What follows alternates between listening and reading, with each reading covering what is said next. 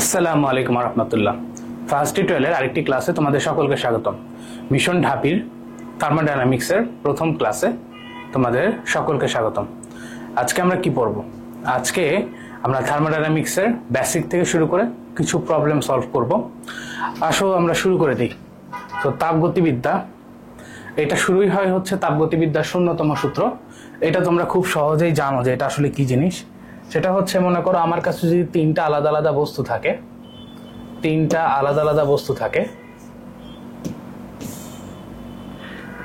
আলাদা আলাদা বস্তু থাকে, মনে করো 1 2 3, তাহলে এর মধ্যে যদি 1 এবং 2 এরা যদি তাপীয় সাম্যাবস্থায় থাকে এবং 2 এবং 3 এরাও যদি তাপীয় সাম্যাবস্থায় থাকে, তাহলে 1 এবং 3 অটোমেটিক্যালি তাপীয় সাম্যাবস্থায় থাকবে। এটাই হচ্ছে তাপগতিবিদ্যার শূন্যতম সূত্র, এটা তোমরা তো জানো। আচ্ছা, এবার আসো, তাপ শক্তি কোথা থেকে কোথায় যায়? তাপ শক্তি উচ্চ তাপমাত্রা থেকে নিম্ন তাপমাত্রার দিকে প্রবাহিত হয়। ওকে, এটা একটু মাথায় রেখো। তো এখানে তাপমাত্রা বিষয়ে কিছু কথাবার্তা লেখা আছে, এগুলো দেখে নিতে পারো, এখানে বোঝানোর কিছু নাই আসলে। এখন তাপমাত্রা পরিমাপের দুইটা ওয়ে আছে, সেটা হচ্ছে এক স্থির বিন্দু নীতি এবং দ্বি স্থির বিন্দু নীতি। ঠিক আছে, দ্বি স্থির বিন্দু নীতিটা আগে বলি। এটা দুইটা পার্ট থাকে, একটা হচ্ছে বরফ বিন্দু, একটা হচ্ছে বাষ্প বিন্দু। আর এক স্থির বিন্দু নীতি, এইটা হচ্ছে পানির ত্রৈধ তাপমাত্রার সাহায্যে আমরা মেজার করে থাকি। আমরা দেখাবো সামনে। যেমন দেখো, আমরা নর্মালি কি জানি যে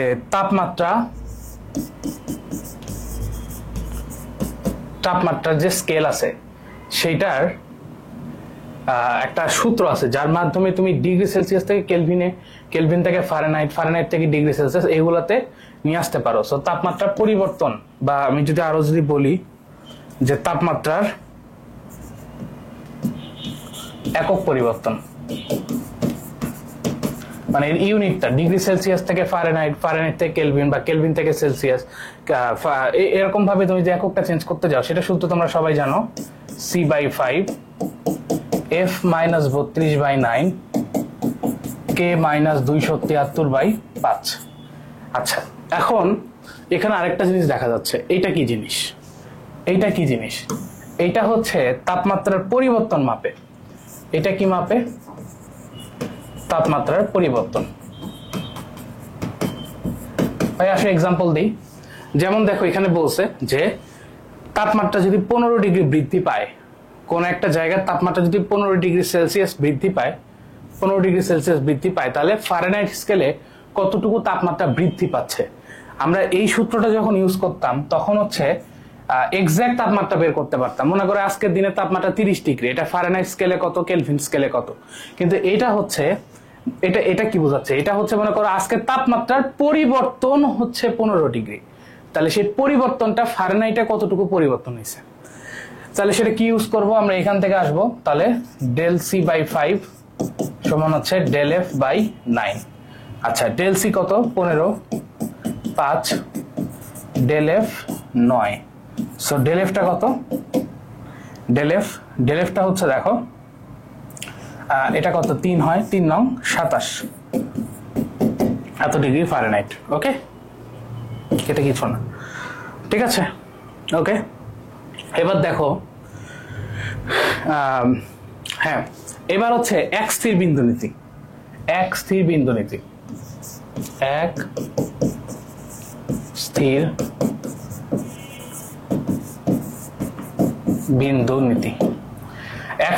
নীতি বলে যে আমাদের তাপমাত্রিক ধর্ম x সমানুপাতিক t। এখানে এক্সটা কি? এক্সটা হচ্ছে তাপমাত্রিক ধর্ম। তাপমাত্রিক ধর্মটা কি? পদার্থের বা কোন একটা বস্তু যে ধর্ম তাপমাত্রা পরিবর্তনের সাথে পরিবর্তিত হয়, সেটা হচ্ছে তাপমাত্রিক ধর্ম। যেমন ধরো দৈর্ঘ্য, হ্যাঁ, কঠিন পদার্থের ক্ষেত্রে দৈর্ঘ্য, আয়তন, ক্ষেত্রফল, তারপরে ঘনত্ব, রোধ, পারদের উচ্চতা, ঠিক আছে। এই সব কিছু কিন্তু আরো অনেক রকম হতে পারে, সেগুলো হচ্ছে আমাদের তাপমাত্রিক ধর্ম। সেই তাপমাত্রিক ধর্ম, এটা যে কোনো কিছু হতে পারে, রোধ হতে পারে, দৈর্ঘ্য হতে পারে। এটা আমাদের এক স্থির বিন্দু নীতির যে টাইম, সেটা সমানুপাতিক। এখন এই ক্ষেত্রে একটা জিনিস মাথায় রাখবা যে যেহেতু সমানুপাতিক, তাহলে আমরা একটা কাজ করতে পারি, এইভাবে লিখতে পারি, x2/x1 সমান t2/t1। এইখানে এই 1 যেগুলো দেখতেছো, এই 1 যেগুলো দেখতেছো এগুলা পানির ত্রৈধ বিন্দুর কন্ডিশনে নিতে হবে। এখন পানির ত্রৈধ বিন্দুতে T1 এর মান হচ্ছে 273.16, ঠিক আছে, 273.16 এত কেলভিন, এটা আমাকে নিতেই হবে। এখন x1টা তাহলে কি? x1টা হচ্ছে পানির ত্রৈধ বিন্দুতে পানির ত্রৈধ বিন্দু তাপমাত্রায় তাপমাত্রিক ধর্মের মান, রোধ হইলে রোধের মান,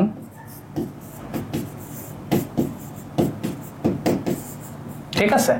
সো এগুলাকে আর x1 দিয়ে প্রকাশ না করে এইভাবে প্রকাশ করা যাচ্ছে যে x2 কে আমি x দিয়ে লিখলাম আর এটাকে লিখলাম xCr, ঠিক আছে, TCr। এটা হচ্ছে ক্রিটিক্যাল টেম্পারেচার, অথবা পানির ক্ষেত্রে সেটা হচ্ছে ত্রৈধ বিন্দু। ওকে, তাহলে এখান থেকে দেখো তুমি যদি কোনো একটা নির্দিষ্ট টেম্পারেচার, মনে করো 30 ডিগ্রি সেলসিয়াস তাপমাত্রায় কোনো একটা তাপমাত্রিক ধর্মের ভ্যালু চাও, তো সেটা ধরো x, তাহলে সেটা সমান সমান কি হবে? এটা সমান সমান হবে দেখো T divided by 273.16 into xCr, ঠিক আছে। এটার সাহায্যে আমরা ইজিলি এটা সলভ করতে পারি, ঠিক আছে। তাহলে আসো আমরা কিছু ম্যাথ দেখি। এই যে কিছু ম্যাথ দেখা যাক। আচ্ছা, এখানে দেখো, মনে করো এখানে বলছে যে কোন একটা বস্তুর, এটা মনে হয় রোধের সম্পর্ক দেওয়া ছিল, রোধ প্রশ্নটা এখানে আসে নাই, প্রশ্নটা বলে দিচ্ছি। রোধের সম্পর্ক, রোধ নিয়ে কথা বলছে যে পানির ত্রৈধ বিন্দুতে রোধের মান হচ্ছে তোমার 20 ওহম, ঠিক আছে।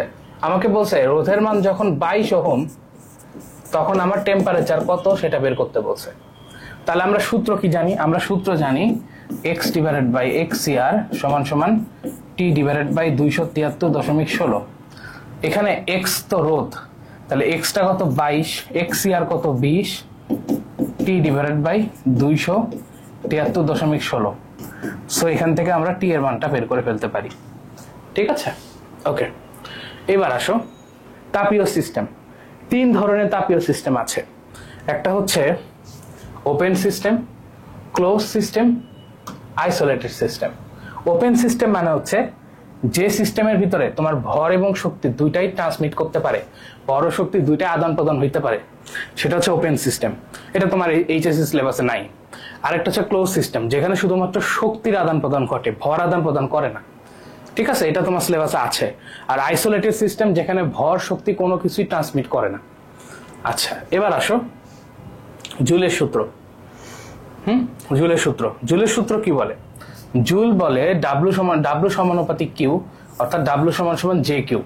এইখানে এই ডাব্লুটার একক হচ্ছে, এই কৃতকাজের একক হচ্ছে ক্যালোরি, সরি কৃতকাজের একক হচ্ছে জুল, আর এই কিউ যেটা, এটার একক হচ্ছে ক্যালোরি, ঠিক আছে। তাহলে এই জে এর মানটা কত হবে, এটা হচ্ছে প্রশ্ন।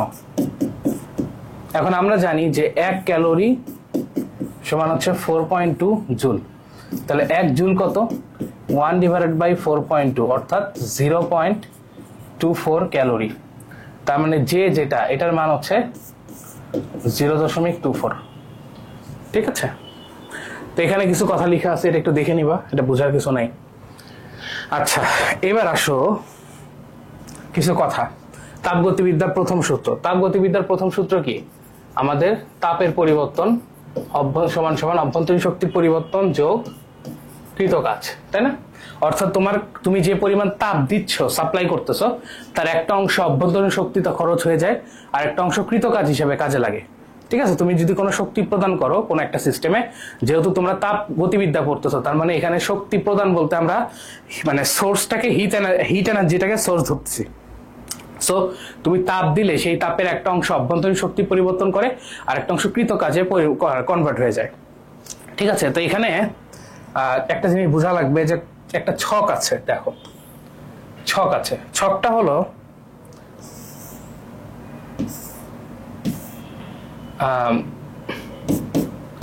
ধরো প্রথমে আসো ডেল কিউ, এটা কখন পজিটিভ হবে?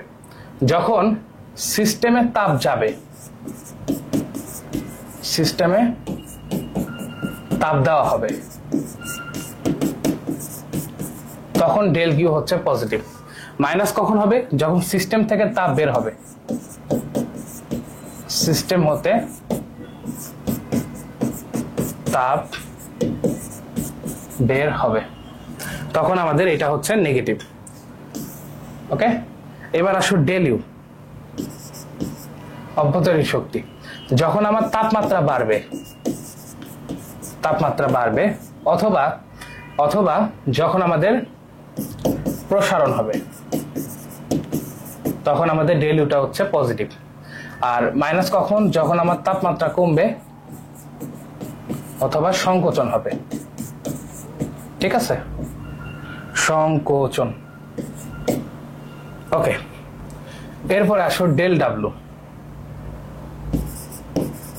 ডেল ডাব্লু পজিটিভ কখন হবে? যখন সিস্টেম আমার উপর কাজ করবে, সিস্টেম আমার উপর কাজ করবে।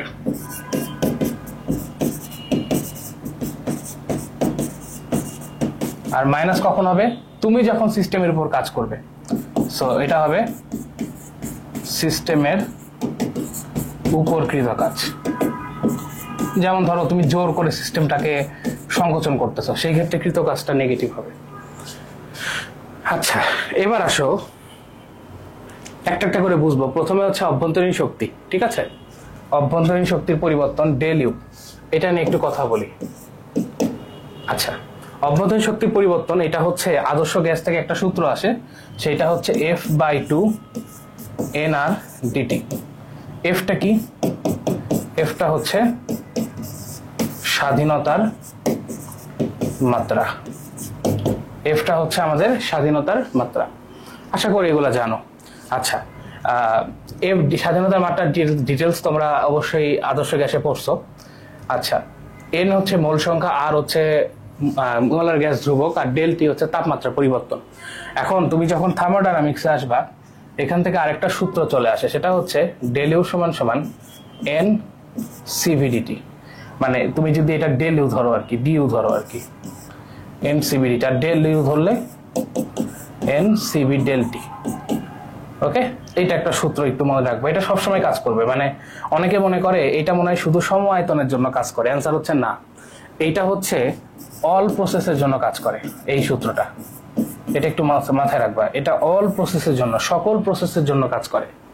ওকে, আচ্ছা, এখানে সিভিটা কি? সিভিটা হচ্ছে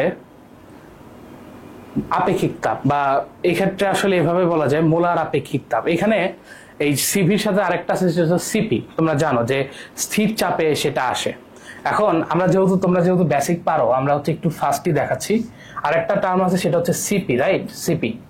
এখন এই সিপি সেটা কই থেকে আসে?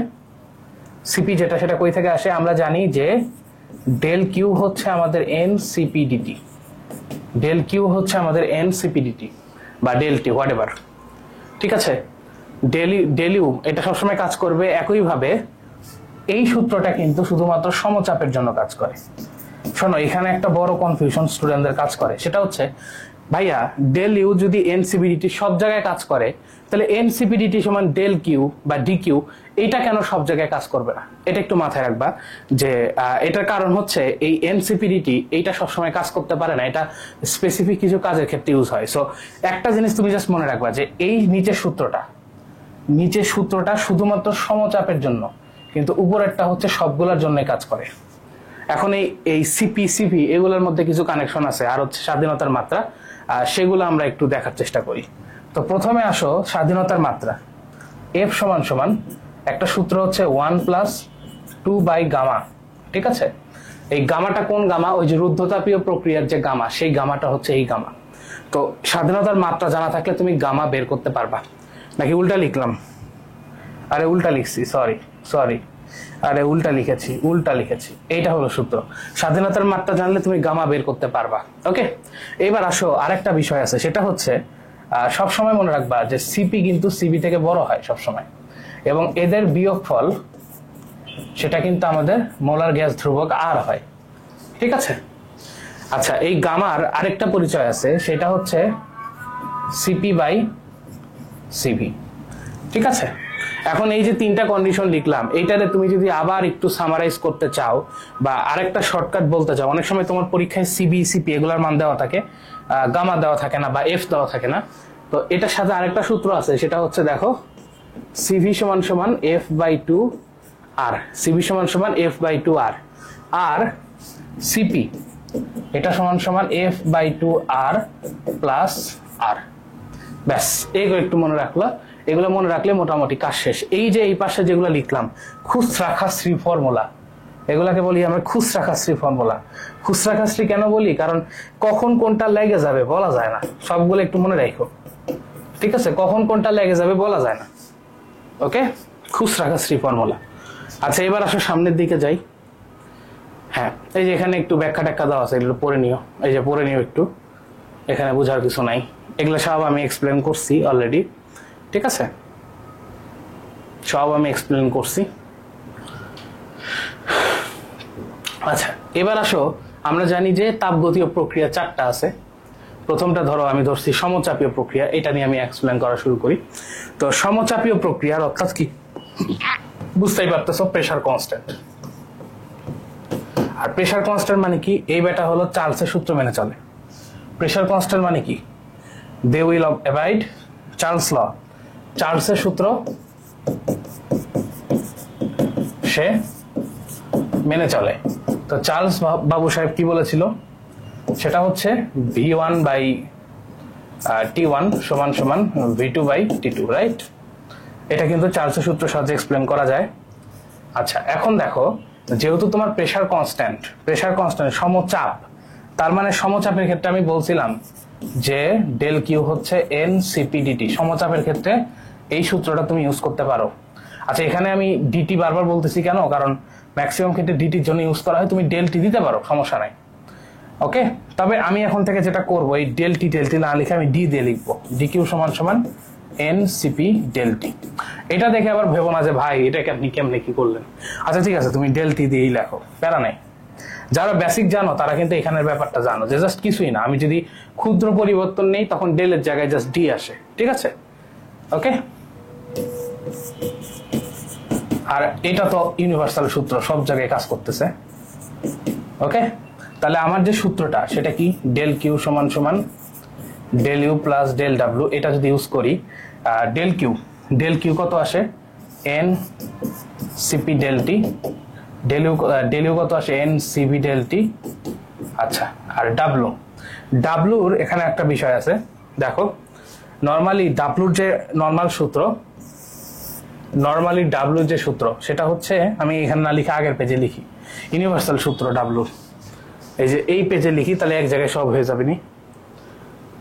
হ্যাঁ, এই জায়গায় লিখে দিই, ডাব্লু বা ডেল ডাব্লু এটা সমান সমান হচ্ছে পি ডেল ভি, ঠিক আছে? কিন্তু তুমি যখন সমচাপ নিবা তখন আবার এটা একটা সুন্দর সূত্র আছে, সেটা হচ্ছে, আচ্ছা সমচাপ আসতেছি, এটা আরেকটা সূত্র হচ্ছে এন আর ডেল টি, ঠিক আছে? আর সমচাপ নিলে একটা স্পেশাল সূত্র এখান থেকে চিন্তা করা যায়, সেটা হচ্ছে এই উপরেরটাই, অর্থাৎ পি ডেল ভি, যেটা এইটা বেসিক্যালি সমচাপের জন্য প্রযোজ্য, আর অন্যান্য গুলার জন্য এইটা প্রযোজ্য, তাহলে পি ডেল ভি সেটা যদি তুমি এখানে লিখো তাহলে সেটা কিরকম আসে? পি ডেল ভি, তাহলে সূত্রটা হচ্ছে এরকম, ঠিক আছে? এখন এই জায়গায় একটা ব্যাপার আছে, তোমার বইগুলাতে যদি তুমি পি ডেল ভির জায়গায় এন আর ডেল টি বসাও তাহলে দেখবে যে এই সূত্র চলে আসে, যে সিপি মাইনাস সিভি সমান আর, ঠিক আছে? এটা তো প্রমাণের জন্য দেখানো হয়েছে। তবে সমচাপের ক্ষেত্রে সচরাচর পি ডেল ভি ইউজ করা হয়, যেখানে প্রেসারটা হচ্ছে কনস্ট্যান্ট। এখানে আমাদের যে প্রেসার এটা হচ্ছে সমচাপ। ওকে, এবার আসো গ্রাফের ক্ষেত্রে প্রথমে আসো কৃতকাজ বের করার জন্য। সো মনে রাখবা, গ্রাফের ক্ষেত্রে কৃতকাজ হচ্ছে, আমি লিখে দিই, পি ভার্সেস ভি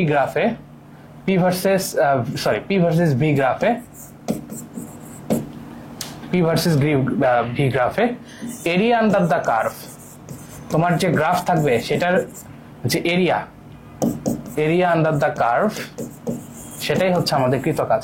তার মানে দেখো এইখানে যে একটা গ্রাফ তৈরি হয়েছে, তাহলে এর মধ্যে যে এরিয়াটা আছে এটাই হচ্ছে কৃতকাজ, ঠিক আছে? এখানকার যে ক্ষেত্রফল এটাই হচ্ছে কৃতকাজ। তো এই যে দেখো আমি যেগুলো বললাম ওইগুলো এখানে লেখা আছে। ওকে, এই যে দেখো এগুলো সব এখানে লেখা আছে, একটু দেখে নিও। ওকে, এবার আসো সম আয়তন প্রক্রিয়া হওয়ার কথা। এটা হ্যাঁ, এটা সমচাপীয় না, এটা হচ্ছে সম আয়তন প্রক্রিয়া। সম আয়তন প্রক্রিয়া।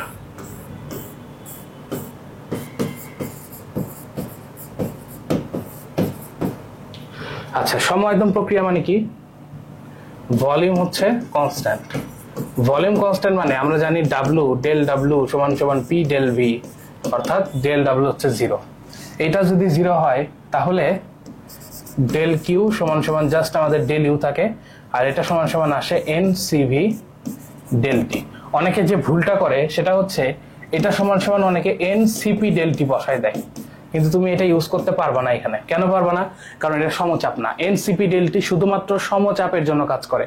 আবার বলতেছি, এনসিপি ডেলটি এটা শুধুমাত্র সমচাপের জন্য কাজ করে। সো ওইটা লিখতে পারবা না, এখানে তোমাকে লিখতে হবে হচ্ছে এইটা, এইটা। আচ্ছা, এখন আসো, এই যে এখানে এটা বলা আছে, এটার কৃতকাজ তো 0। এটা তো আমি তো শুরুতেই বললাম। আচ্ছা, তো সবই দেখাইছি। ওকে, এবার আসো সমষ্ণ প্রক্রিয়া। ও আচ্ছা, একটা কথা বলতে ভুলে গেছি, সম আয়তনে যেহেতু ভলিউম কনস্ট্যান্ট, তার মানে ভলিউম কনস্ট্যান্ট মানে কি বলতো? P1/T1 সমান হচ্ছে P2/T2। এই সূত্রটা সে মেনে চলে। এটা কার সূত্র? এটা হচ্ছে আমাদের গে-লুসাকের সূত্র। গে-লুসাকের সূত্র, ঠিক আছে? ওকে, এবার আসো সমষ্ণ প্রক্রিয়া। তো সমষ্ণ প্রক্রিয়ায় আমরা জানি টেম্পারেচার হচ্ছে কনস্ট্যান্ট, তার মানে বয়েলের সূত্র এখানে কাজ করবে। বয়েলের সূত্র সেটা কত? P1V1 সমান সমান P2V2, ঠিক আছে? এখন এখান থেকে বোঝা যায় যে এই ক্ষেত্রে তোমার এই PV এটা সমান হচ্ছে কনস্ট্যান্ট, তাই না? তার মানে এটা একটা অধিবৃত্ত, এটা একটা অধিবৃত্তর মতো কাজ করতেছে।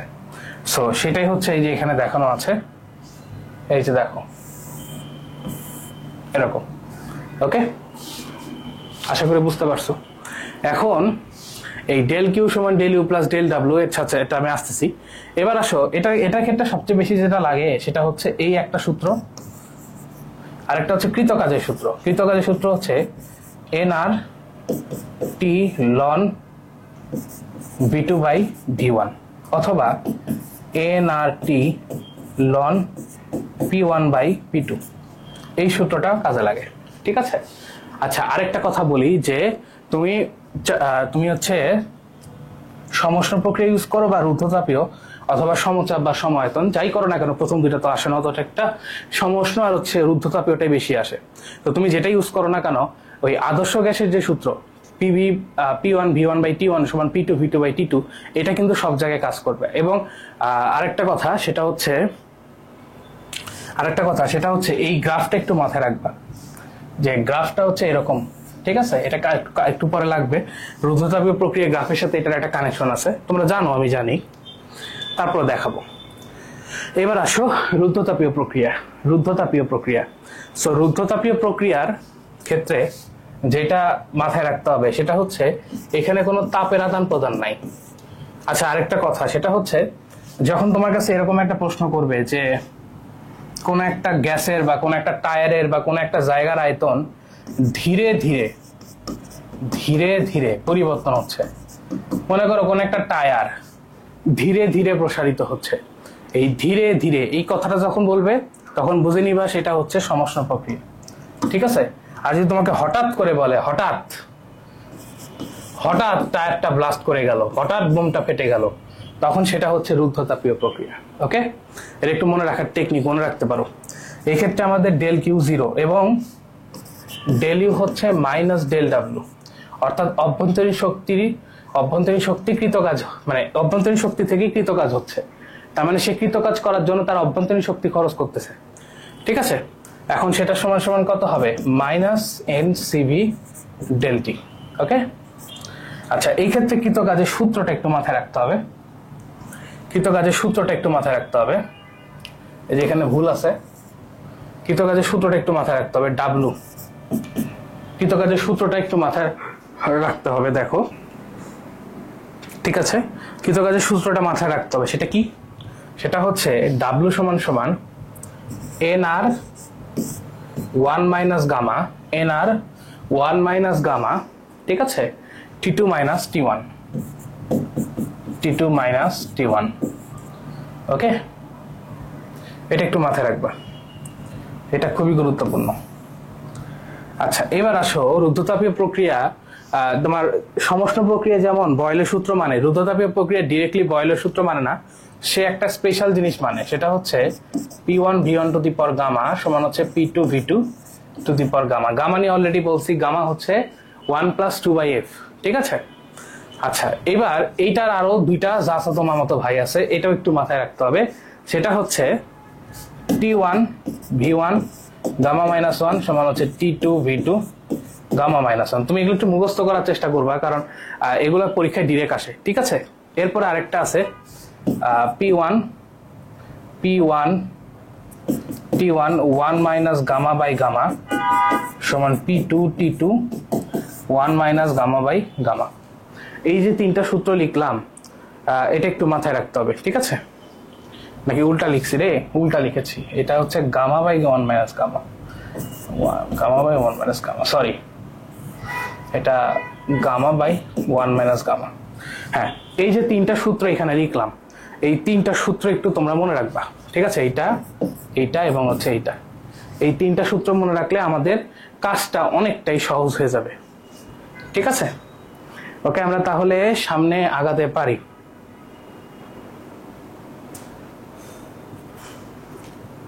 আচ্ছা, আরেকটা কথা, সেটা হচ্ছে রুদ্ধতাপীয় প্রক্রিয়ার যে গ্রাফ, সেটা হচ্ছে বেশি খাড়া হয়।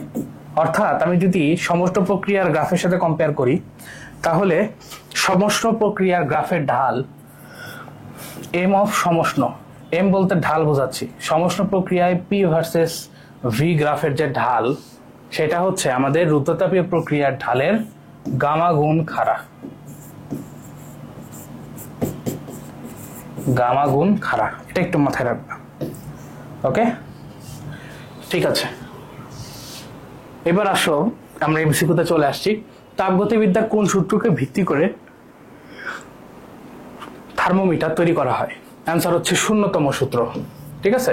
অ্যান্সার হচ্ছে শূন্যতম সূত্র, ওকে। প্রকৃতিতে তাপমাত্রা নামক তাপগতীয় চলরাশির পরিচয় পাওয়া যায় কোন সূত্র থেকে? ঠিক আছে, তো মনে রাখবা, এই তাপমাত্রা রিলেটেড কথাবার্তা হচ্ছে প্রথম শূন্যতম সূত্র। তাপমাত্রা রিলেটেড কথাবার্তা হচ্ছে শূন্যতম সূত্র, ঠিক আছে। তাহলে আগেরটাও যা ছিল এটাও কি হবে? তাপগতিবিদ্যার শূন্যতম সূত্র, ওকে। উষ্ণতামাত্রিক বা যেটাকে আমি তাপগতীয় বলছি, একই কথা। ধর্মসম্পন্ন বস্তুর উদাহরণ কোনটি? দেখো, কৈশিক নলে রক্ষিত পারদ, আমি বলছি না পারদের উচ্চতা, সো এটা হবে। প্লাটিনাম তার অবশ্যই হবে। তাপ যুগলের পরিবাহিত তার, অ্যান্সার হচ্ছে সবগুলাই, ওকে। জাহাঙ্গীরনগর আসছে এটা। তাপমাত্রা পরিবর্তনের জন্য অর্ধপরিবাহী দ্বারা তৈরি তাপ সুবেদী রোধককে কি বলে? ঠিক আছে, এটা খুবই গুরুত্বপূর্ণ। এটা হচ্ছে থার্মিস্টর, এটা একটু মাথায় রাখবা, ওকে। কত কেলভিন তাপমাত্রায় অর্ধপরিবাহী অন্তরক হিসেবে কাজ করে? আচ্ছা, একটা কথা বলি, তোমার কাছে যে পরিবাহিতা হোক না কেন, পরিবাহী বা অর্ধপরিবাহী, যখন তুমি তাপমাত্রা 0 কেলভিনে আসবা, যেটা প্র্যাকটিক্যালি পসিবল না, মানে চার্লসের সূত্রে সর্বনিম্ন তাপমাত্রা 0 কেলভিন, তখন সবগুলো অন্তরক হিসেবে কাজ করে। সো এটা অ্যান্সার হচ্ছে 0 কেলভিন, ঠিক আছে। তাপমাত্রার এক স্কেল হতে আরেক স্কেলে পরিণত করার সম্পর্কটি হলো এক স্কেল থেকে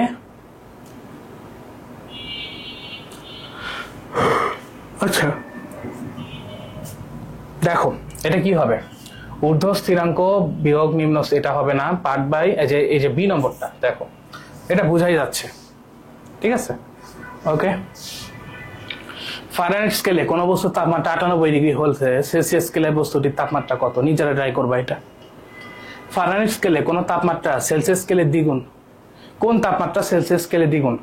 তার মানে শর্ত মতে বলে দিছে যে, মনে করো ফারেনহাইট স্কেলের তাপমাত্রা হচ্ছে x ডিগ্রি ফারেনহাইট, সেটা আমাদের সেলসিয়াস স্কেলে দ্বিগুণ, সেলসিয়াস স্কেলের দ্বিগুণ। আচ্ছা, তাহলে আমাদের সূত্র বসাই। f minus 9 sorry f minus 32/9 সমান হচ্ছে c বাই 5। ওকে, সেলসিয়াস স্কেলের দ্বিগুণ। তাহলে দেখো f মাইনাস 32/9 সেলসিয়াস স্কেলের দ্বিগুণ মানে কি? সেলসিয়াস স্কেলের দ্বিগুণ মানে হচ্ছে এটা জাস্ট কিরকম আসবে? আচ্ছা, সিম্পলি চিন্তা করো, ফারেনহাইট স্কেলের কোন তাপমাত্রা, ধরলাম সেটা f, শর্ত মতে সেটা হচ্ছে সেলসিয়াস স্কেলের দ্বিগুণ, তার মানে 2c। ঠিক আছে, সো তুমি একটা কাজ করতে পারো যে এইটাকে যেহেতু c লাগবে f/2 দিয়ে ভাগ করতে পারো। সো f মাইনাস 32/9 সমান হচ্ছে f/10, আর গুণ করো, 10f মাইনাস 320 সমান 9f। এটাই পাশে আসো, f সমান সমান আসে 320 ডিগ্রি ফারেনহাইট। এই যে এই সি নম্বরটা হচ্ছে আমাদের অ্যান্সার, 320 ডিগ্রি ফারেনহাইট। ঠিক আছে, এরপরে আসো, ফারেনহাইট স্কেলে পরম শূন্য তাপমাত্রার অনুরূপ তাপমাত্রা নিচের কোনটি? পরম শূন্য তাপমাত্রা অনুরূপ তাপমাত্রা নিচের কোনটি?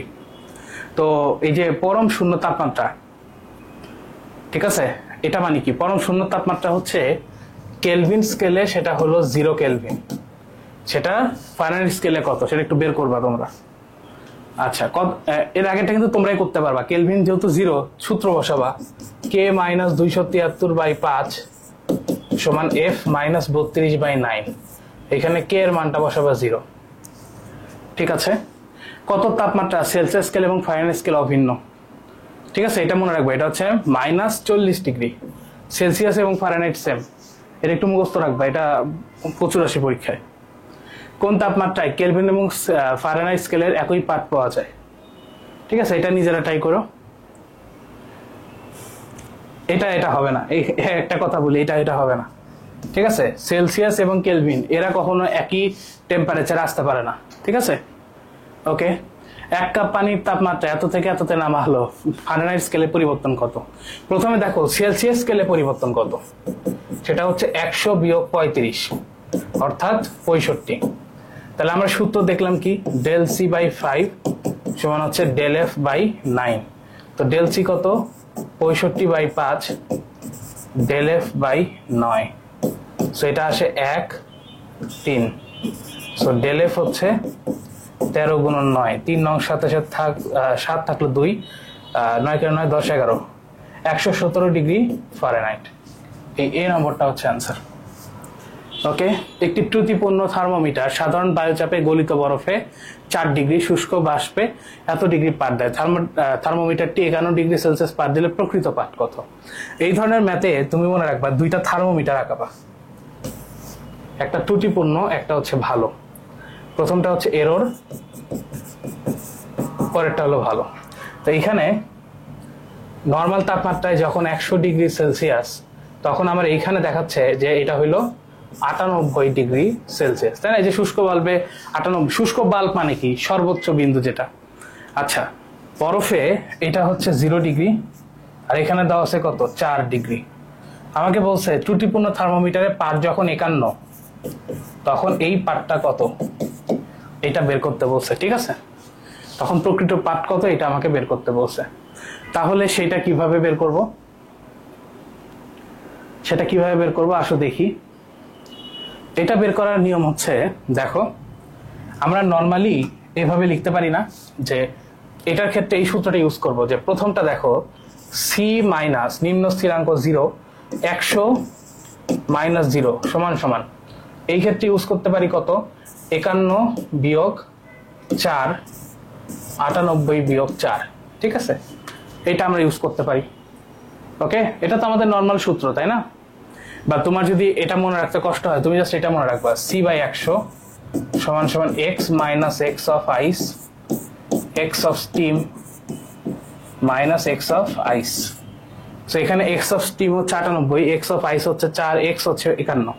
সো এখান থেকে তোমার কাজ হচ্ছে সি এর মানটা বের করে ফেলা। ওকে, এটা তোমরা করবা। আচ্ছা, এটা দেখো 0 ডিগ্রিতে রোদ হচ্ছে 8, 100 ডিগ্রিতে 20, তাহলে একটি চুল্লিতে স্থাপন করলে রোধ হয় 32, তাহলে চুল্লির তাপমাত্রা কত? সূত্র কি বলছি? আচ্ছা, একটা কথা আছে, এখানে কিন্তু ফারেনহাইট বলছে, সো ফারেনহাইট এইভাবে হবে F - 32 180 - 32, ঠিক আছে, সমান সমান এক্ষেত্রে হবে হচ্ছে x minus x of ice x of steam minus x of ice। ভাই আপনি এটা লিখতেছেন কিভাবে? দেখো, আমার যদি ফারেনহাইট স্কেল হয়, এর সর্বোচ্চ হলো 180, সর্বনিম্ন 32, মাঝখানে হচ্ছে F, তাহলে আমাদের সূত্রটা কিভাবে লিখবো? F - 32, ঠিক আছে, 180 - 32, ওকে, 180 - 32। আবার এখানে কি হবে? x minus x ice x t minus x ice, ওকে। আচ্ছা, এটা কি হবে তাহলে? x c বাই 100 সমান x minus x ice x of steam minus x of ice, x টা হচ্ছে এখানে রোধ, সো c বাই 100 সমান সমান x কত? 32, 0 ডিগ্রি সেন্টিগ্রেড তাপমাত্রায় রোধ হচ্ছে 8, 100তে হলো 20, তো এখান থেকে তোমার কাজ হচ্ছে c এর মানটা বের করে ফেলা, ওকে। তাপগতিবিদ্যার প্রথম সূত্র কোনটি? এই যে দেখো প্রথমটা, ঠিক আছে। তাপগতিবিদ্যার প্রথম সূত্র অনুযায়ী নিচের কোনটি সঠিক? এটা তো খুবই সহজ, যে এটা কি W সমান সমান JH, ঠিক আছে, এটা দেখাইছি না? তাপগতিবিদ্যার প্রথম সূত্র মূলত কোন সূত্রের বিশেষ রূপ? কোন সূত্রের বিশেষ রূপ? সেটা হচ্ছে শক্তির নিত্যতা সূত্রের, এটা একটু মুখস্থ রাখবা, ওকে। তাপগতিবিদ্যার প্রথম সূত্র নিচের কোন দুইটির মধ্যে সম্পর্ক স্থাপন করে? সেটা হচ্ছে তাপ এবং শক্তির মধ্যে, ঠিক আছে, তাপ এবং শক্তির মধ্যে। কাজ পেতে হলে অবশ্যই তাপ সরবরাহ করতে হবে, এটি পাওয়া যায় কোথায়? এটা পাওয়া যায় হচ্ছে তাপগতিবিদ্যার প্রথম সূত্রে। কেন? কারণ এই যে আমরা দেখছি যে ডেল কিউ সমান হচ্ছে del U plus del W, so কাজ পাইতে হলে তোমাকে শক্তি সাপ্লাই করতে হবে, ঠিক আছে। সমায়তন প্রক্রিয়ায় সিস্টেম কর্তৃক গৃহীত তাপ কিউ হলে অন্তঃস্থ শক্তির পরিবর্তন কত? তো সমায়তন প্রক্রিয়ায় আমাদের কৃত কাজটা হচ্ছে 0, তাহলে ডেল কিউ সমান del U plus del W, so del Q সমান ডেল ইউ, তাহলে সেটা কত হবে? ডেল ইউ কত হবে? কিউ, সেটা অ্যান্সার কত? কিউ, ঠিক আছে। কোন ব্যবস্থা ধ্রুব আয়তনে 300 জুল তাপ বর্জন করে, অন্তঃস্থ শক্তি পরিবর্তন কত? আচ্ছা দেখো, একটা জিনিস বোঝার আছে, একটা জিনিস এখানে বোঝার আছে। এখানে দেখো সিস্টেম কর্তৃক গৃহীত তাপ, তার মানে সিস্টেম যে তাপটা নিচ্ছে সেটা হচ্ছে পজিটিভ, তাই না? আমরা কি বলছি? সিস্টেমের তাপ ঢুকলে সেই ডেল কিউটা হচ্ছে পজিটিভ, তার মানে এইখানে যে ডেল কিউ এটা হচ্ছে পজিটিভ কিউ। পজিটিভটা কেন হলো? কারণ সিস্টেম তাপ নিচ্ছে, সো এই জন্য পজিটিভ। কিন্তু এখানে দেখো সিস্টেম 300 জুল তাপ বর্জন করে, তার মানে সিস্টেম থেকে তাপ বের হয়ে আসতেছে, তার মানে এইখানকার ডেল কিউটা হচ্ছে নেগেটিভ 300। নেগেটিভ 300, নেগেটিভ কেন আসলো? কারণ তুমি তাপ বর্জন করতেছো, সিস্টেম তাপ বর্জন করতেছে, সিস্টেম তাপ বর্জন করছে, তাহলে আমার অন্তঃস্থ শক্তি পরিবর্তন কি হবে? এটাই হবে -300 জুল, ঠিক আছে। কোন সিস্টেম পরিবেশ থেকে 800 জুল তাপ শক্তি শোষণ করে? একটা সিম্পল কথা বলি, সিস্টেমের তাপ ঢুকলে পজিটিভ, সিস্টেম থেকে তাপ বের হয়ে আসলে নেগেটিভ, তাহলে এবার কি? সিস্টেম তাপ শোষণ করছে, তার মানে ডেল কিউ হচ্ছে পজিটিভ 800, পজিটিভ 800 জুল, ঠিক আছে। অন্তঃস্থ শক্তি 500 জুল বৃদ্ধি পায়, বৃদ্ধি পাওয়া মানে পজিটিভ, অথবা তাপ মানে তাপমাত্রা বাড়লেও অভ্যন্তরীণ শক্তি পজিটিভ, অথবা প্রসারণ হইলেও অভ্যন্তরীণ শক্তি পজিটিভ, তাহলে এটা কত? 500 পজিটিভ। সো আমার কি বলছে? কৃত কাজ কত? সো কৃত কাজের সূত্র কি? ডিডব্লিউ সমান হচ্ছে ডিইউ ডিকিউ মাইনাস ডিইউ, এটা কত? 800 মাইনাস 500, অর্থাৎ 300 জুল, ওকে। 10 মোল গ্যাসের রুদ্ধতাপীয় প্রসারণের সময় 100 জুল কাজ সম্পাদিত হয়, উক্ত ব্যবস্থার অভ্যন্তরীণ শক্তির পরিবর্তন কত? আচ্ছা দেখো, এখানে এন দিয়ে দিছে 10 মোল, ঠিক আছে। রুদ্ধতাপীয় প্রক্রিয়ার প্রসারণের সময়, রুদ্ধতাপীয় প্রসারণের সময় 100 জুল কাজ সম্পাদিত হয়, তার মানে এটা হচ্ছে 100 জুল। সম্পাদিত হয় মানে কি? সম্পাদিত মানে সিস্টেম কাজ করছে, সিস্টেম কাজ করছে, তার মানে ডেল কিউ হচ্ছে ডেল ডাব্লিউ হচ্ছে পজিটিভ। সিস্টেম কাজ করা মানে কি, সিস্টেম নিজেই কাজ করতেছে, তার মানে ডেল ডাব্লিউ পজিটিভ। আমাকে বলছে উক্ত ব্যবস্থার অন্তস্থ শক্তির পরিবর্তন কত সেটা বের করতে বলছে। অন্তস্থ শক্তি পরিবর্তন ডেল ইউ কত? আমরা জানি রুদ্ধতাপীয় প্রক্রিয়ায় ডেল কিউ হচ্ছে 0।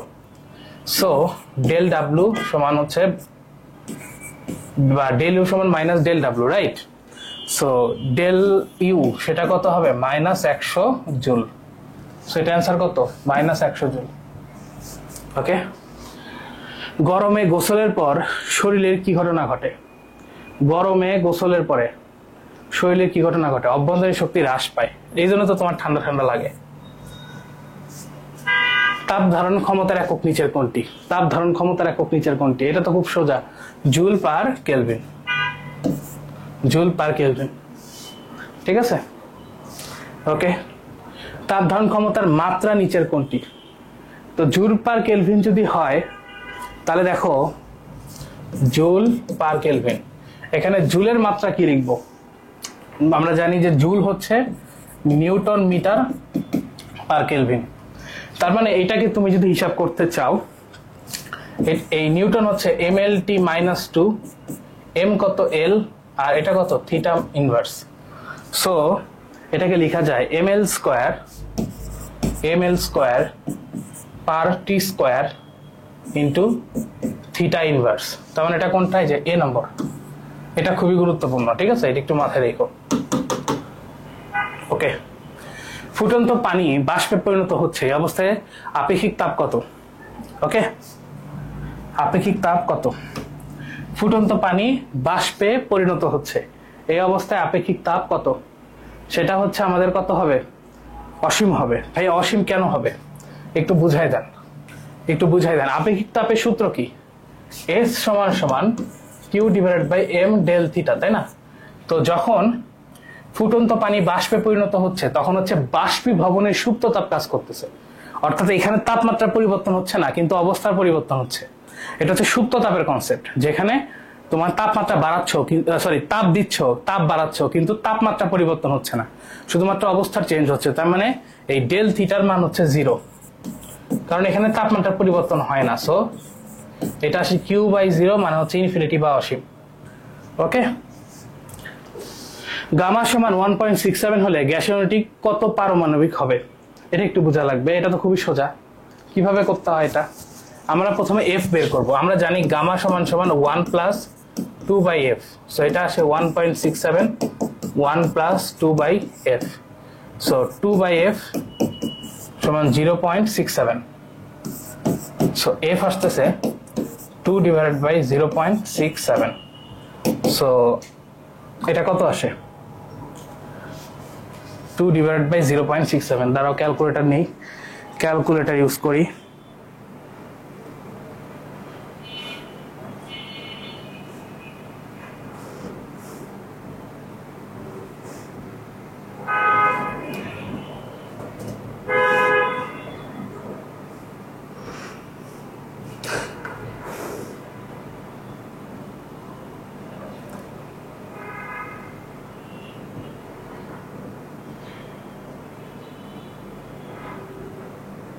এটা আসতেছে অলমোস্ট 3, ঠিক আছে? অলমোস্ট 3, তার মানে এটা কি? এক পরমাণুক। ওকে। সকল দ্বি পরমাণু গ্যাসের ক্ষেত্রে গামা কত? এটা তো খুব সোজা, এটা হলো 1.4, এটা মুখস্থ রাখবা। বহু পরমাণু গ্যাসের ক্ষেত্রে গামা কত? বহু পরমাণু গ্যাসের ক্ষেত্রে গামা কত? এটা হচ্ছে 1.33। বা তুমি যদি চাও এইভাবে মনে রাখতে পারো যে এক পরমাণু গ্যাসের জন্য গামা হচ্ছে 1.67, দ্বি পরমাণু গ্যাসের জন্য অথবা কার্বন ডাই অক্সাইডের জন্য গামা হচ্ছে 1.44, আর ত্রিপরমাণুকের জন্য 1.33। এই দ্বি পরমাণুকটা বেশি আসে, তুমি চাইলে সবগুলাই মনে রাখতে পারো। Pv⁴ গামা সমান ধ্রুবক সমীকরণে দ্বি পরমাণু গ্যাসের গামার মান কত? দ্বি পরমাণু গ্যাসের গামার মান এই যে বারবার আসতেছে, দেখো এটা হচ্ছে 1.44। সো এটা হবে কি? None of the above.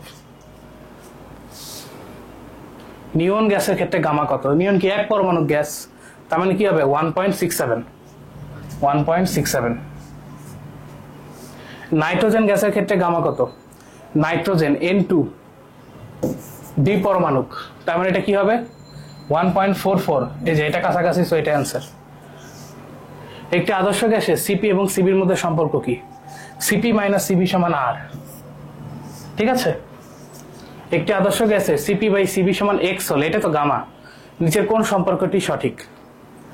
আমি তোমাদের বলছি যে সিভি সমান সমান সিভি,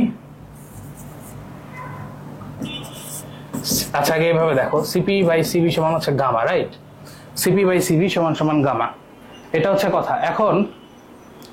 এখন একটু খেয়াল করো, সেটা হলো আমাদের এখান থেকে এটা একটা গেল, আরেকটা হলো তোমার সিপি মাইনাস সিবি সমান সমান হচ্ছে আর, এই দুইটা আমাদের সলভ করতে হবে। সো আমার দেখো প্রশ্নের সব জায়গায় সিভির মান চাইছে, তার মানে সিপিটাকে আমরা বাদ দেওয়ার চেষ্টা করব। তাহলে এখান থেকে তুমি সিপি সমান কত লিখতে পারো? আর প্লাস সিভি, এই সিপির মানটা উপরে বসাই দাও, CV plus R by CV সমান সমান gamma, 1 plus R by CV সমান সমান গামা, ঠিক আছে। এরপরে দেখো, এরপরে R by CV gamma minus 1, so CV আসতেছে R by gamma minus 1, R by gamma minus, এখানে গামার মানটা X, so R by X minus 1, ঠিক আছে। আচ্ছা, এই যে দেখো, যদি সিপি বাই সিবি সমান গামা হয় তবে রুদ্ধতাপীয় এবং সমতাপীয় মানেই সমষ্ণ, টেম্পারেচার কনস্ট্যান্ট, শীতবিন্দুতে ঢাল দর অনুপাত কত? গামা, আমি তো বলছি অনুপাত হচ্ছে গামা। কোন বিচ্ছিন্ন সিস্টেমের চূড়ান্ত অবিচল অবস্থাকে কি বলে? এটা একটু দেখিয়ে আসো। বিচ্ছিন্ন সিস্টেম যখনই বলবে তখনই বুঝবা এটা হচ্ছে আমাদের বিচ্ছিন্ন সিস্টেম যখনই বলবে তখনই যদি এরকম বলে যে চূড়ান্ত অবিচল অবস্থাকে কি বলে, এটা হচ্ছে তাপগতীয় সাম্যাবস্থা বলে, ঠিক আছে। ওকে, সামনে আগাই। একটি গাড়ি চলতে থাকলে তার টায়ারের ভিতর কিছু তাপগতীয় প্রক্রিয়া চলে। এখন টায়ারের ভিতরে যেটা হয়, ঠিক আছে, এখন এটা ব্যাপার আছে যে তুমি যদি টায়ারটাকে আস্তে আস্তে ফুলাতে থাকো তাহলে কি হবে? ওটা সমষ্ট প্রক্রিয়া হবে। মানে টায়ারের ক্ষেত্রে বেশ কিছু জিনিসপত্র আছে, আমি লিখে দিচ্ছি, দেখো। টায়ার প্রথমে হচ্ছে তুমি যদি ধীরে ধীরে পাম্প করো তাহলে সেটা হচ্ছে সমষ্ণ প্রক্রিয়া। যদি হঠাৎ ব্লাস্ট করে বা ফেটে যায়, ফেটে গেলে সেটা হচ্ছে আমাদের রুদ্ধতাপীয় প্রক্রিয়া।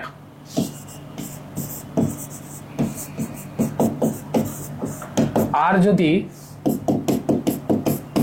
এর মধ্যে কোনোটাই না হয়, যদি গাড়ি মানে নর্মাল অবস্থা, যে ধরো ফাটেও নাই বা তুমি পাম্পও করতেছো না, জাস্ট একটা চাকা আছে, তো সেটা হচ্ছে সম আয়তন কেন? কারণ তোমার চাকার আয়তন তো চেঞ্জ হচ্ছে না, ওর ভিতরে যাই হোক না কেন সম আয়তন হবে। তো এখানে কিন্তু বলে নাই যে পাম্প করতেছো বা ফেটে গেছে, এরকম কিন্তু কিছু বলে নাই। তোমাকে বলছে একটি গাড়ি চলতে থাকলে, তার মানে টায়ারটা কিন্তু নর্মালি চলতেছে, তার মানে এটা কি হবে? ধ্রুব আয়তন। এত চাপে একটি গ্যাসের আয়তন এত থেকে কমিয়ে এত করা হলো, কৃতকাজ কত বের করবা। এটা আমার এর আগেরটা করার কিছু নাই। স্থির তাপমাত্রায় আদর্শ গ্যাসের পিভি লেখচিত্র কোনটি? আদর্শ গ্যাসের ক্ষেত্রে আমরা সূত্র কি জানি? পিভি সমান সমান এনআরটি। তো পিভি সমান কনস্ট্যান্ট, তো এটা কি? এটা হচ্ছে আমাদের অধিবৃত্ত। আর যারা কোনিক্স ভালো করে পড়ছো তারা বুঝতে পারবা যে এটা হচ্ছে আয়তাকার অধিবৃত্ত। এটা কি? আয়তাকার অধিবৃত্ত। ওকে, সমষ্ণ প্রক্রিয়ায় যে ভৌত রাশিটি স্থির থাকে তাকে কি বলে? তাপমাত্রা। আচ্ছা, এখানে দেখো তাপমাত্রা দেয় নাই, ঠিক আছে, তাপমাত্রা ফিক্স থাকে, এটা থাকে কনস্ট্যান্ট। এটা কনস্ট্যান্ট থাকলে কোন রাশিটা স্থির থাকবে? এটা হচ্ছে অভ্যন্তরীণ শক্তি। কেন? কারণ আমরা জানি অভ্যন্তরীণ শক্তি হচ্ছে এনসিভি ডেলটি। তাপমাত্রা কনস্ট্যান্ট হলে এটা হয়ে যায় 0, কারণ ডেলটির মান 0। এখন অভ্যন্তরীণ শক্তি পরিবর্তন 0 মানে কি? অভ্যন্তরীণ শক্তি পরিবর্তন হচ্ছে না, তার মানে অভ্যন্তরীণ শক্তি কনস্ট্যান্ট। সো এই হলোই অভ্যন্তরীণ শক্তি অন্তঃস্থ শক্তি একই কথা, ঠিক আছে। দেখো, এসটিপিতে একটি আদর্শ গ্যাসকে প্রথমে তার প্রাথমিক আয়তনের 1/3 সংকুচিত করা হলো।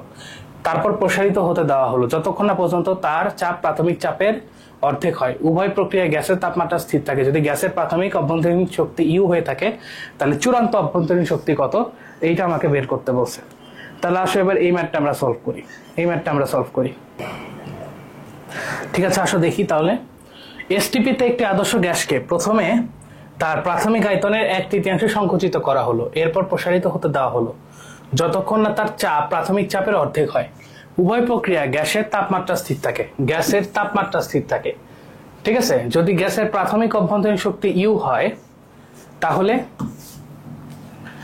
চূড়ান্ত অভ্যন্তরীণ শক্তি কত। দেখো এখানে একটা মজার বিষয় আছে, এখানে অনেক কথাবার্তা বলছে। তুমি আয়তনে 1/3 করছো, চাপকে আবার অর্ধেক করছো, অনেক কিছু করছো, কিন্তু সবকিছুই করছো তাপমাত্রা স্থির রেখে। এখন তাপমাত্রা স্থির রাখলে অভ্যন্তরীণ শক্তির পরিবর্তনও 0। তার মানে তোমার সমষ্ণ প্রক্রিয়া এটা, আর সমষ্ণ প্রক্রিয়ায় টেম্পারেচার যেমন কনস্ট্যান্ট, অভ্যন্তরীণ শক্তিও কিন্তু কনস্ট্যান্ট। তো এখানে দেখো প্রাথমিক অভ্যন্তরীণ শক্তি ইউ, তাহলে চূড়ান্ত অভ্যন্তরীণ শক্তি কত হবে, ইউ থাকবে, কারণ তুমি পুরো প্রসেসটাই তো সমষ্ণ করছো। সো এটা দেখো পুরো প্রশ্নটা কিন্তু পড়া লাগে না, আসলে একটু চোখ কান খোলা রাখলে এখান থেকে বোঝা যায়। ওকে, একটি নির্দিষ্ট পরিমাণ শুষ্ক বায়ুকে সমষ্ণ প্রক্রিয়া সংকুচিত করে আদি আয়তনের অর্ধেক করা হলো, চূড়ান্ত চাপ কত। তো চূড়ান্ত চাপ কত বের করতে বলছে। তো সমষ্ণ প্রক্রিয়া কি, আমাদের বয়লের সূত্র মেনে চলে। ঠিক আছে, তো P1 V1 সমান হচ্ছে P2 V2। তো দেখো সংকুচিত করে আদি আয়তনের অর্ধেক করা হলো, তার মানে এটা হয়ে যাবে V1/2, সেটা কাটা চলে যায়। সো P1 সমান হচ্ছে P2/2। সো P2 কত আসে, 2P1, তার মানে কি হবে, দ্বিগুণ হবে, আদি চাপের দ্বিগুণ। ওকে, সমষ্ণ পরিবর্তনের জন্য কোন সিস্টেমের চাপ পরিবর্তন করতে হবে খুব আস্তে আস্তে। আমি কিন্তু এটা শুরুতেই বলছি, খুব আস্তে আস্তে। সমষ্ণ প্রক্রিয়া 1 গ্রাম মোল কোন গ্যাস এত এ ভর দ্বিগুণ হওয়া পর্যন্ত প্রসারিত করা হয়, এক্ষেত্রে মোট কৃত কাজ কত। আমরা জানি সমষ্ণ প্রক্রিয়া কৃত কাজ হচ্ছে nRT ln V2/V1। n কত, 1 গ্রাম, এটা গ্রাম হবে না, 1 মোল। ঠিক আছে, সো 1 আর কত 8.1416 ইন্টু টি কত 127 ডিগ্রি সেলসিয়াস, মানে কত 127 প্লাস 273 সমান সমান কত আসে, 400 কেলভিন। ঠিক আছে, 400 কেলভিন ইন্টু লন V2/V1, আয়তন দ্বিগুণ করা হলো মানে কি লন 2। ঠিক আছে, এখন এটা ক্যালকুলেট করবা, ক্যালকুলেট করলে যা হবে সেটাই আমাদের অ্যান্সার। তো দেখো এটা তোমরা ট্রাই করবা, এটা বোঝানোর কিছু নাই। রুদ্ধতাপীয় প্রক্রিয়ায় বস্তুর যে তাপীয় ধর্ম স্থির থাকে তাকে কি বলে। রুদ্ধতাপীয় প্রক্রিয়ায় দেখো আমি বলছিলাম যে ডেল কিউ হচ্ছে 0। ডেল কিউ 0 মানে হচ্ছে তাপের মান হচ্ছে কনস্ট্যান্ট, মানে তাপটা চেঞ্জ হচ্ছে না, তুমি কোনো এক্সট্রা তাপ দিচ্ছ না বা বের করতেছো না। একইভাবে এনট্রপিও কনস্ট্যান্ট হবে, বা এনট্রপি কনস্ট্যান্ট বলা উচিত না, এনট্রপিও 0 হবে। ঠিক আছে, মানে 0 হবে মানে কি, মানে এনট্রপির পরিবর্তন 0 হবে, পরিবর্তন 0 হবে। তাপের পরিবর্তন যেমন 0, এনট্রপির পরিবর্তন 0, তার মানে এনট্রপি কনস্ট্যান্ট, পরিবর্তন 0, তার মানে এনট্রপি কনস্ট্যান্ট। তাহলে এটা অ্যান্সার কি হবে, এনট্রপি। তাপগতীয় কোন প্রক্রিয়ায়, এনট্রপি আমরা আসলে নেক্সট ক্লাসে ডিটেলস আলোচনা করব, এনট্রপি নিয়ে আমরা নেক্সট ক্লাসে খুব ডিটেলসে পড়ব। তাপগতীয় কোন প্রক্রিয়ায় গ্যাসের মোট তাপের পরিমাণ স্থির থাকে কিন্তু চাপ এবং আয়তনের পরিবর্তন হয়। তো দেখো তোমার মোট তাপ স্থির থাকে, মোট তাপ স্থির থাকে, তার মানে কি রুদ্ধতাপীয়, রুদ্ধতাপীয়। ঠিক আছে, যে প্রক্রিয়ায় সিস্টেম থেকে তাপ বাইরে যায় না বা বাইরে থেকে তাপ সিস্টেমে আসে না তাকে কোন প্রক্রিয়া বলে। তাপ আদান প্রদান হয় না, সেটা হচ্ছে রুদ্ধতাপীয়। ওকে,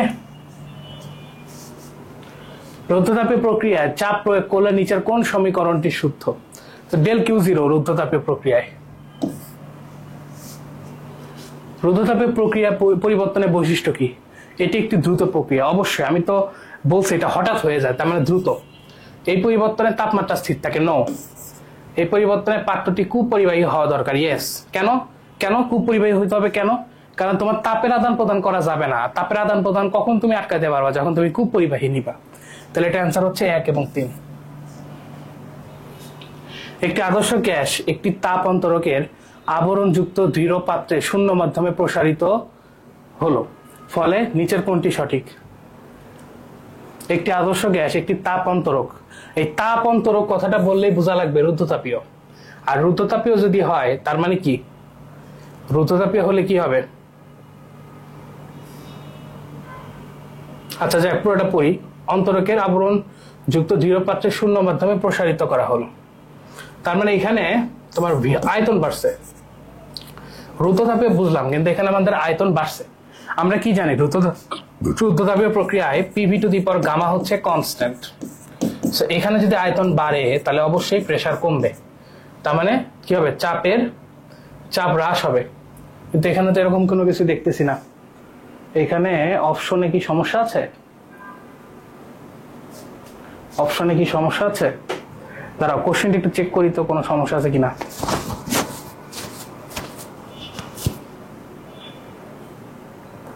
একটু কোশ্চেনটা চেক করি। হ্যাঁ,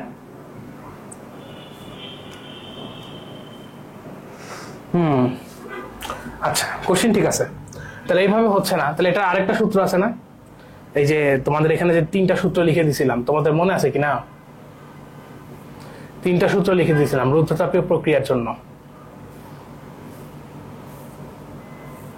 এখানে একটা জিনিস মাথায় রাখো, আয়তন বাড়তেছে, ঠিক আছে? এটা একটু মাথায় রাখো, এটা কাজে লাগবে। 3টা সূত্র লিখে দিয়েছিলাম, এই যে 3টা সূত্র। দেখি এখান থেকে কোনটা কোনটা মেলে। আয়তন বাড়তেছে, সো প্রথম কন্ডিশন থেকে বোঝা যাচ্ছে যে চাপ কমতেছে। এখান থেকে কি আয়তন বাড়লে টেম্পারেচারও কমবে, ঠিক আছে? আচ্ছা টেম্পারেচার কমবে, এটা মনে হয় অপশনে আছে, দেখি তো চেক করি তো। টেম্পারেচার কমবে, এটা মনে হয় অপশনে আছে।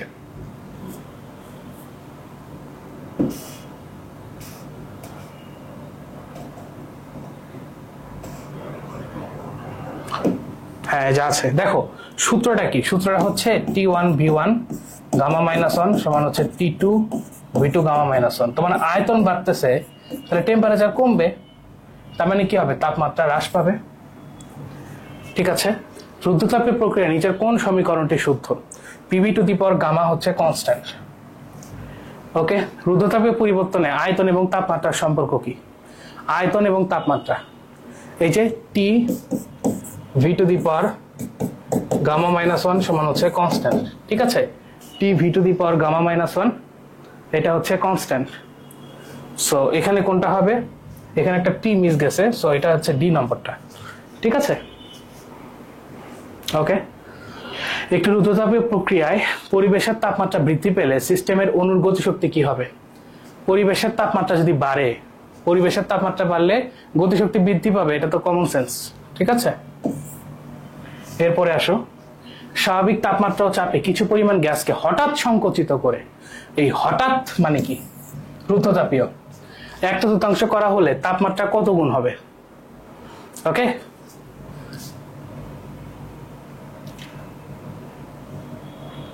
তাপমাত্রা কত গুণ হবে? তো দেখো T1V1 gamma minus 1 T2V2 gamma minus 1। তো দেখো এখানে কিন্তু কত পরমাণু কোন সেটা কিন্তু বলে নাই, তো আমি ধরে নিব দ্বি পরমাণু অর্থাৎ 1.4। বলে না দিলে গামা 1.4 ধরবা, ঠিক আছে? বলে না দিলে গামা হচ্ছে 1.4 ধরবা। সো T1V1 1.4 মাইনাস 1 T2 হঠাৎ সংকুচিত করে আয়তন 1/4 করা হলো, তার মানে আয়তন হয়ে গেছে 1/4V 1.4 মাইনাস 1। এটা দেখো, এটা কিন্তু দেখে মনে হচ্ছে ভাই এটা ক্যালকুলেটর ছাড়া কেমনে করবো? এটা সাস্টের কোশ্চেন, আর সাস্টের কোশ্চেনে কিন্তু ক্যালকুলেটর অ্যালাউ। মানে এই প্রশ্নটা যদিও আজকে আসছে, কিন্তু এটা কিন্তু সাস্টের কোশ্চেন। সাস্টের কোশ্চেনে কিন্তু ক্যালকুলেটর ইউজ করা যায়, সো এটা ক্যালকুলেটরে করে ফেলতে পারবা। আচ্ছা, বায়ুকে রুদ্ধতাপীয় প্রক্রিয়া প্রসারিত করে আয়তন 5 গুণ করা হলো। যদি প্রাথমিক চাপ 1 বায়ুমণ্ডলীয় চাপ হয় তাহলে চূড়ান্ত চাপ কত? এটা তোমরা ট্রাই করবা। এটাও দেখো সাস্টের কোশ্চেন, সাস্টের কোশ্চেনই ক্যালকুলেটর দিয়ে করা যায়, ঠিক আছে? তাপগতীয় দ্বিতীয় সূত্র, এই যে দ্বিতীয় সূত্র। আচ্ছা এটা কিছু না, এটা দরকার নেই, এটা অলরেডি বলছি, এই কথাগুলো বলছি অলরেডি। আচ্ছা এবার আসো তাপগতিবিদ্যার তৃতীয় সূত্র। এখানে 3টা বিবৃতি আছে, কার্নোর বিবৃতি, প্লাঙ্কের বিবৃতি, ক্লাসিয়াসের বিবৃতি, কেলভিনে এখন 4টা দিছে আর কি। আচ্ছা, প্রথম 3টা বিবৃতি লাস্টে টেক্সট আছে, এটা একটু পড়ে নিবা, ঠিক আছে? এটা হচ্ছে তাপগতিবিদ্যার দ্বিতীয় সূত্রের বিভিন্ন কনসেপ্ট। তাপগতিবিদ্যার দ্বিতীয় সূত্রের কনসেপ্ট এখানে দেওয়া আছে। এটা আমার পড়ানোর কিছু নাই, এটা একটু পড়ে নিবা, এগুলো আসেও না, ভুলে গেলেও সমস্যা নেই। ওকে, এবার আসো খুব গুরুত্বপূর্ণ একটা জিনিস, সেটা হচ্ছে প্রত্যাগামী প্রক্রিয়া। প্রত্যাগামী প্রক্রিয়া, যে প্রক্রিয়ায় সিস্টেম এবং পরিবেশকে পুনরায় আগের অবস্থায় ফেরত আনা যায়, সেটা হচ্ছে প্রত্যাগামী প্রক্রিয়া। তো প্রত্যাগামী প্রক্রিয়ায় এফিসিয়েন্সি এবং আউটপুট ম্যাক্সিমাম হয়। এই দুটা এমসিকিউ আকারে মনে রাখবা, ঠিক আছে? এবং প্রত্যাগামী প্রক্রিয়ায় আরেকটা জিনিস মনে রাখবা যে তাপ হচ্ছে তাপমাত্রার সমানুপাতিক।